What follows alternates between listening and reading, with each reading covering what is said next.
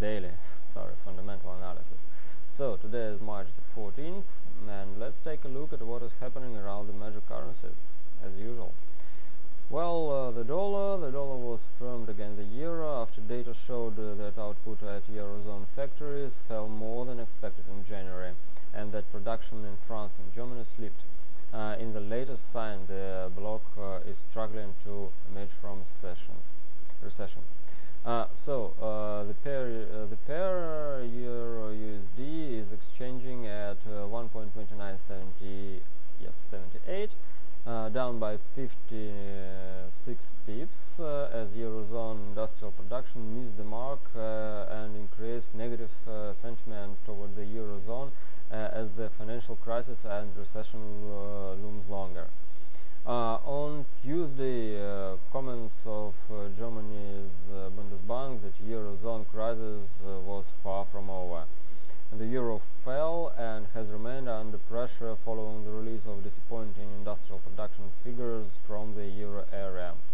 Back to Italy. Italy's second debt auction since the downgrade from Fitch has also been disappointing. So far, among euro area economies, Italy still has the largest debt.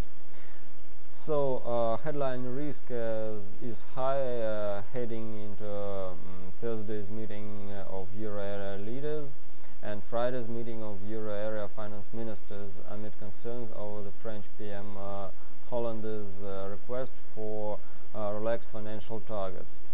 United States retail sales reported well.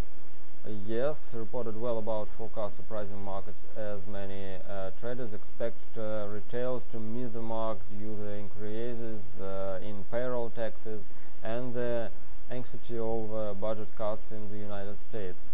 The 1.1% retail sales advance exceeded all projections in Bloomberg. The island, Great Britain. This pair is trading at 1.4955. Per GBP USD, gaining 53 pips as traders took advantage of low prices to grab up the pound on the cheap. The weakest currencies of 2013 struck a small fight back on this morning as both the dollar and the euro suffered. Sterling led the charge, climbing 0.4% against the United States dollar to 1.4957 and 0.6% against the euro to 0.8687. The pound has lost 8% versus the dollar so far in 2013. Market watchers said that though there was little doubt, the market was very short. Selling is probably needed more time to digest the recent big moves, and clients will look to sell into rallies. Tuesday's industrial production figures have generated a considerable backlash towards fiscal austerity in the UK, raising the risk of losing of fiscal targets. So this is the major risk for the United Kingdom, given the recent sovereign downgrade from Moody's and the rising potential of loss of its AAA rating from Standard & Poor's and Fitch, both of which hold a negative outlook. So it's under pressure, pound is under pressure. Rating agencies have cautioned that the relaxation in fiscal austerity would raise the risk of downgrade.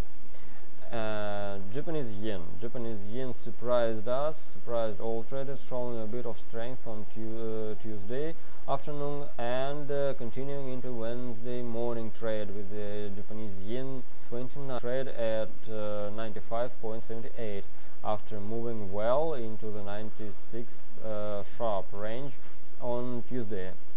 Speculator bought the currency at recent record lows. So Mr. Kuroda said earlier this week that he would call the emergency meeting of the central bank to start changing policy immediately and not wait until next meeting in April, moving quickly to follow the desire of the new Prime Minister. And Japanese yen remains weak as further monetary stimulus is guaranteed. Gold, back to gold for the by the end, and gold edged up a bit today on trade as 1,597.10, gaining $5.40 ahead of next week FOMC meeting. Gold rallied to near two-week high in European trade on a combination of bargain hunting and safe haven demand amid fresh concern about the Eurozone crisis following disappointing data on factory output. What really had happened. The metal hit its highest since February 28th at 1,598.20 on Tuesday, but the bones ran out of steam due to pressure from an improving economic outlook in the United States. At the gauge of investor interest, holdings of SPDR Gold Trust, the world's biggest gold-backed exchange-traded fund, fell for a fourth straight session to 1.3 million tons on March 12th, its lowest since October 2011. So the outflow this year of 114.51 tons has more than wiped out last year's inflow of 96.25 tons. With economic data sparse during the week, the next major event is United States consumer inflation data on Friday, which is likely to provide some direction. Maybe we'll see it and pay attention. So investors will also watching a policy meeting at the Federal Reserve on March 19th, 20th to gauge the central bank's attitude towards monetary stimulus. Well, pay attention for these two. Not even investors are interested in this event. Well, for today that's all, and more details you can still find on our site, www.grandcapital.net. Was glad to see you, hear you, and make you an kind of analysis, and goodbye.